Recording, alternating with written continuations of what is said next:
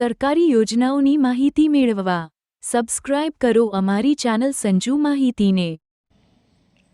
નમસ્કાર મિત્રો વર્ષ 2025-26 માટે ગુજરાત સરકાર દ્વારા મિત્રો વિવિધ પાકોના મિત્રો ટેકાના ભાવ જાહેર કરેલ હતા, જેની અંદર મિત્રો ઓનલાઈન અરજી ચાલુ કરવામાં આવેલ હતી।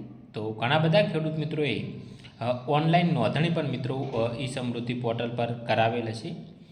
તાજેતરમાં મિત્રો સરકાર દ્વારા જે પણ ખેડૂત મિત્રોએ ઓનલાઈન નોંધણી કરાવેલી હોય તેમને મિત્રો નોમિની એડ કરવાની પ્રક્રિયા મિત્રો હાથ ધરવામાં આવેલ છે। એટલે કે જે પણ ખેડૂત મિત્રો ટેકાના ભાવે કોઈપણ પાકનું મિત્રો વેચાણ કરવા માગતા હોય તો તેમને મિત્રો નોમિની એડ કરવાની પ્રક્રિયા હાલમાં ચાલુ છે। તો શું દરેક ખેડૂત મિત્રોએ નોમિની એડ કરવા ફરજિયાત છે? નોમિની એડ કરવાથી ખેડૂત મિત્રોને શું ફાયદો થશે અને નોમિની તરીકે તમે મિત્રો કોને કોને એડ કરી શકો તેની સંપૂર્ણ માહિતી મિત્રો આ વિડીયોની અંદર આજે આપણે મેળવીશું।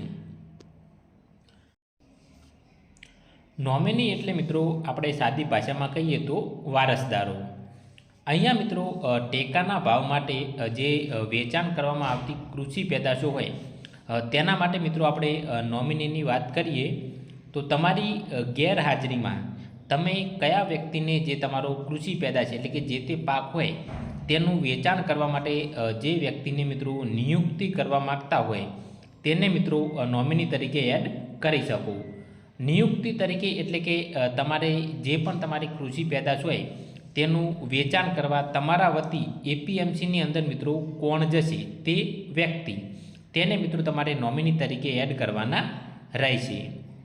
નોમિની તરીકે મિત્રો તમે તમારા સંતાનો એટલે કે પુત્ર અથવા તો પુત્રી, તમારા ભાઈ, તમારા કાકા અથવા તો તમારા બીજા કોઈ પણ વ્યક્તિ જે નજીકના સંબંધી હોય તેને મિત્રો તમે એડ કરી શકો છો। વર્ષ 2025-26ની અંદર ટેકાના ભાવ માટે સરકાર દ્વારા મિત્રો જે પણ કૃષિ પેદાશોના વેચાણ માટે જે મિત્રો સુધારો કરવામાં આવેલ છે તે મુજબ ખેડૂતો જ્યારે પણ મિત્રો કૃષિ પેદાશનું વેચાણ કરવા એપીએમસીની અંદર જાય ત્યારે તેમને મિત્રો ફરજિયાત બાયોમેટ્રિક વેરિફિકેશન કરાવવાનું છે। ત્યારબાદ જ તે પાક મિત્રો ટેકાના ભાવે જે તે ખેડૂત વેચી શકશે। પરંતુ તેની અંદર કેવું થાય કે ઘણા બધા ખેડૂત મિત્રો કે જેમના નામે મિત્રો તમે નોંધણી કરેલી હોય તે ઉંમરલાયક હોય અથવા તો મિત્રો કોઈ બીજી અથવા તો શારીરિક બીમારીના કારણે તે કૃષિ પેદાશ વેચવા માટે મિત્રો એપીએમસીની અંદર જઈ શકે તેમ ન હોય તો તેના બદલે કે જે ના નામે તમે અરજી કરી છે તેના બદલે તમે જે વ્યક્તિને મિત્રો એપીએમસીની અંદર કૃષિ પેદાશનું જે મિત્રો વેચાણ કરવા માટે મોકલવાના હોય તે વ્યક્તિના મિત્રો અહીંયા તમારે નામ એડ કરવાના રહેશે। એટલે કે તમે જે વ્યક્તિના નામે નોંધણી કરી છે તેના સિવાય બીજા કયો વ્યક્તિ મિત્રો કે જે એપીએમસીની અંદર મિત્રો તમારા માલનું વેચાણ કરવા જઈ શકે તે નામો મિત્રો તમારે એડ કરવાના છે, જેને મિત્રો સરકાર દ્વારા નોમિની કહેવામાં આવે છે। વધુમાં વધુ મિત્રો આવા તમે મિત્રો 3 નામો નોમિની તરીકે એડ કરી શકશો।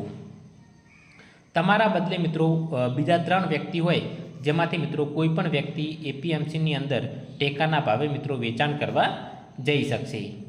હવે મિત્રો શું નોમિની એડ કર્યા બાદ ખેડૂત જાતે મિત્રો કૃષિ પેદાશનું વેચાણ કરી શકે? એટલે કે તમે જે વ્યક્તિના નામે મિત્રો નોંધણી કરાવેલી છે ત્યારબાદ મિત્રો તેની અંદર મિત્રો તમે 3 નોમિની એડ કર્યા, જેમ કે તમારા એક પુત્રને એડ કર્યો, તમારા એક ભાઈ કર્યો અને તમારા એક કાકાને એડ કર્યા। તો શું ત્યારબાદ જે ખેડૂતના નામે તમે રજિસ્ટ્રેશન કરેલું હોય તે ખેડૂત પોતે કૃષિ પેદાશનું વેચાણ કરવા માટે મિત્રો જઈ શકે? તો હા મિત્રો જઈ શકે। નોમિની મિત્રો તમારે તમારી વૈકલ્પિક વ્યવસ્થાના ભાગરૂપે મિત્રો એડ કરવાના છે કે તમારી ગેરહાજરીમાં તે વ્યક્તિઓ એપીએમસીની અંદર મિત્રો ટેકાના ભાવે વેચાણ કરવા જશે। જો તમે હાજર છો તો મિત્રો તમે જઈ શકો છો। તો નોમિની કેવી રીતે એડ કરવા તેનો વિડીયો મિત્રો આપણે આવતીકાલે અપલોડ કરીશું। આજે જે આપણે જોયું કે સરકાર દ્વારા નોમિની તરીકે કોને કોને તમે એડ કરી શકો છો અને નોમિની તરીકે તમે એડ કર્યા બાદ તમે જાતે પણ મિત્રો કૃષિ પેદાશોનું વેચાણ કરવા જઈ શકો। વિડીયો જોવા બદલ તમામ મિત્રોનો ખૂબ ખૂબ આભાર। સરકારી યોજનાઓની માહિતી મેળવવા સબસ્ક્રાઇબ કરો અમારી ચેનલ સંજુ માહિતીને।